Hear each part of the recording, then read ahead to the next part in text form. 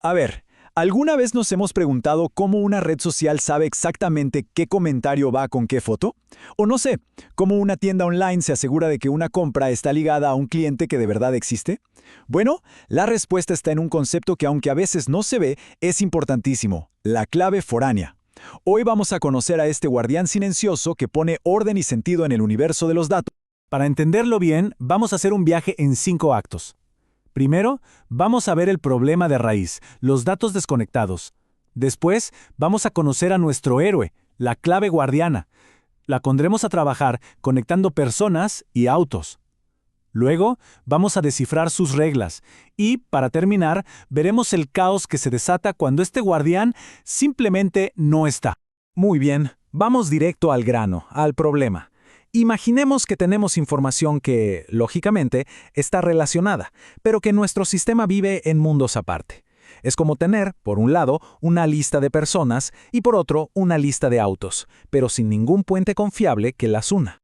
Aquí se ve perfecto. A la izquierda la tabla personas, cada una con su ID, su identificador único. A la derecha la tabla autos. Aunque en la vida real un auto le pertenece a alguien, aquí, en la base de datos, son como dos islas. No hay nada oficial que las conecte. Y esto nos lleva a la pregunta del millón. Si no hay un vínculo oficial, ¿qué impide que registremos un auto para una persona con el ID 99, si esa persona ni siquiera existe en nuestra tabla? La respuesta es simple y un poco aterradora. Nada. Y es justo ahí donde los datos empiezan a perder todo el sentido. Pero, como en toda buena historia, para este problema hay una solución. Y es una solución súper elegante y potente. Es hora de presentar a nuestro guardián, el concepto que viene a poner orden en este salvaje oeste de la información, la clave foránea. Entonces, ¿qué es exactamente? Pensemos en ella como una regla súper estricta. Una clave foránea, o FK por sus siglas en inglés, es básicamente un campo en una tabla que apunta a la clave principal de otra. Pero ojo, no es solo una referencia, es una regla que la base de datos se toma muy en serio y hace cumplir sí o sí. Así se asegura de que el vínculo sea siempre válido. Y como dice esta idea, su trabajo es doble. Por un lado, evita que creemos registros huérfanos. Por ejemplo, un auto que le pertenece a un dueño fantasma. Y por otro, nos protege de borrar por accidente a una persona si todavía tiene autos a su nombre. Es un guardián con doble función. ¡Súper útil! Aquí vemos la relación clave entre la clave primaria, la PK, y la foránea, la FK. La PK, como el ID en la tabla personas, es el DNI, el identificador único y repetible de cada persona. La FK, que estaría en la tabla autos, no identifica nada. Más bien es un puntero que dice, oye, el dueño de este auto es el que tiene este DNI en la otra tabla. Una define la identidad, la otra crea el lazo. Ok, ya tenemos la teoría. Ahora vamos a la práctica. Veamos cómo se construye este puente para de una vez por todas conectar a nuestras personas con sus autos de forma segura. Miren la transformación. A la tabla autos le acaba de salir una columna nueva, persona-ID. Este va a ser nuestro punto de conexión. El número que pongamos aquí para cada auto tiene que corresponder al ID de su dueño en la tabla personas. El diseño del puente ya está listo. Y crear este puente, que en código SQL puede parecer intimidante, en realidad son 3 pasos muy lógicos. Primero, le decimos a la base de datos en qué tabla vamos a trabajar, autos. Segundo, le agregamos la columna que va a servir de enlace, persona ID. Y tercero, el paso mágico, le decimos que los valores de esa columna tienen que hacer referencia a los IDs de la tabla personas. Y así, ¡pum!, la regla queda creada. Bueno, el puente está construido y la regla en su sitio. Llegó la hora de ver a nuestro guardián en acción. A ver qué pasa cuando intentamos, a propósito, romper las reglas que ahora protegen nuestros datos. Aquí va la primera gran regla. Imaginemos que tratamos de registrar un auto nuevo y le asignamos el persona ID número 3, pero un momento. Si vemos nuestra tabla de personas, solo tenemos a John Doe con el ID 1 y a Jane Smith con el ID 2. No existe ninguna persona con el ID 3.